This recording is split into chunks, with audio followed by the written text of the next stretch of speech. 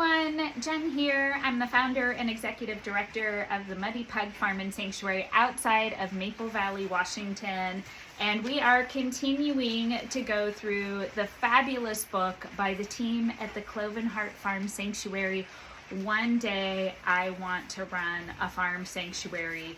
And we are so close to wrapping up the first chapter, but the section that we are going to cover is aptly called It's Not a Job, It's a Lifestyle. And why would anybody say that? When I roll out of bed at 4:15, I roll out of bed not because I am going to my second professional love, the insurance business. It is because I am rolling out of bed to carve out a sliver of time for myself in the morning so that I can work out, which is amazing for my physical and especially my mental health. But then I work the sanctuary in the morning with our beloved sanctuary coordinator, Amber, and we work on getting the sanctuary tidied up, everyone fed, everyone watered, put my hands on everybody and walk through all the resident areas just to make sure that everyone is ready and has what they need for the day. And likewise, as we go through the day, then as my formal work day ends, we do have some wonderful volunteers that help us clean and tidy and feed and water everyone in the afternoon, regardless of whether or not there is someone else helping on the sanctuary with daily tasks, which is so much appreciated. The reality is that when you run a sanctuary, the buck stops with you. And so it really doesn't matter sort of what else you may have going on at any given time. And I think we talked about it jokingly in a prior segment about how the sanctuary just doesn't care. So the sanctuary doesn't care if it's a holiday. You can bet dollars to donuts that regardless of the holiday, I am still getting up at 4:15 in the morning. I'm still going through and taking care of everyone. Regardless of what's going on in the evening, I am still taking care of everyone. And that's just like the rhythm of the responsibility of the sanctuary. And you have to sort of prepare yourself that it's not a traditional job where you're like, well, it's after this hour, I don't have to do this work anymore. I am coming to you, and it is 9:53 in the evening, and I had some things that I had to work on my day job. I was spending time with my kids this evening, and so I did go through and feed everybody earlier in the afternoon, but I still needed to go through and tidy up after everyone for the evening. We call it the turn down or tuck-in service. And when you have a sanctuary, you have to be prepared that there's just never a time when it's okay to say, I'm tired, I'm busy, I feel sad, I really want to do something else. The great news about this life is there is a very palpable rhythm and cadence to what we do and when we do it, and it basically always needs to happen in that way within a certain margin of time, because the residents also derive a great deal of comfort and safety in rhythm and routine and consistency in the timing and the manner with which things happen. And so if you are someone who's like, oh, well, I could get up and I could feed all of the residents at 6 a.m. one day and 10 a.m. another day and 1 p.m. another day,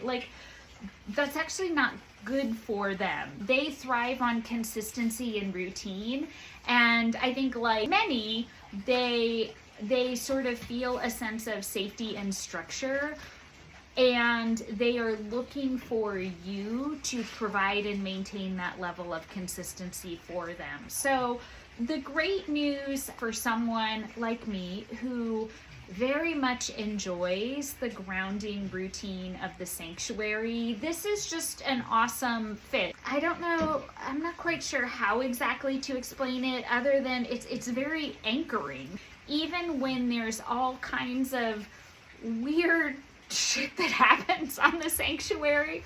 I think I talked about previously, like someone's not feeling good, someone gets out of their area, someone's not getting along with someone else, someone might have an emergency. Like, even when things are amiss, there's always just a certain reliability and comfort in the routine of the sanctuary. And you have to be prepared that it is a job that really never ends. And ultimately, if you are the executive director, oh my gosh, the baby hippo's making a visit. Hi, Manny. Yeah, we'll move this way. Maybe we can see Manny. Manny, what you doing? He's really shy still. But Austin's always good for a photo bombing.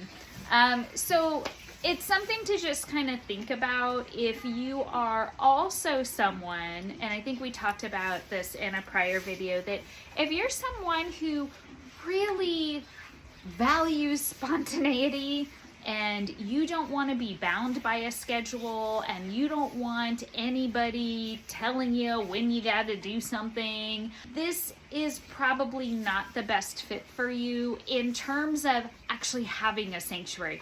You could go volunteer on a sanctuary in that situation until the cows come home, but actually being accountable and responsible for everyone on the sanctuary will be difficult if you're just not wired that way to kind of crave that routine and consistency.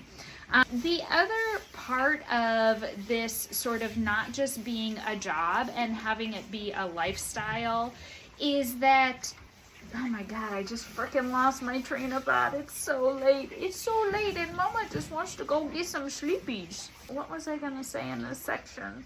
Austin, whisper it in Mama's ear. Oh, the other part of this not necessarily being a job, but it being a lifestyle is that you are ultimately responsible to make sure that all of this splendor works the way that it's supposed to. And so if you are someone who finds ways to manage the mental load of things, like if you're naturally a planner, if you're kind of a natural leader and you're able to organize people and tasks and plan projects, and you are able to have the sort of discipline and responsibility and accountability to continuously like ideate and execute. And I realize that I'm using lots of businessy terms from my day job, but having a level of discipline internally that you can express externally into the day-to-day management of the sanctuary is also really important, because, and I think I joked about it before, like, it doesn't really matter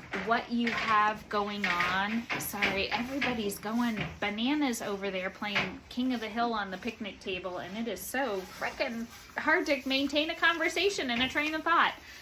So if you are someone who has that like drive, that internal drive and that level of discipline, again, like this may also be a great fit for you to manage the sanctuary. But if you're someone, for example, like your alarm goes off and you just want to lay in bed for 2 hours and drink coffee and read the newspaper, I love that for you, as Therapy Jeff would say. I love that for you, but don't have a fucking sanctuary, because that ain't gonna be your life, babes.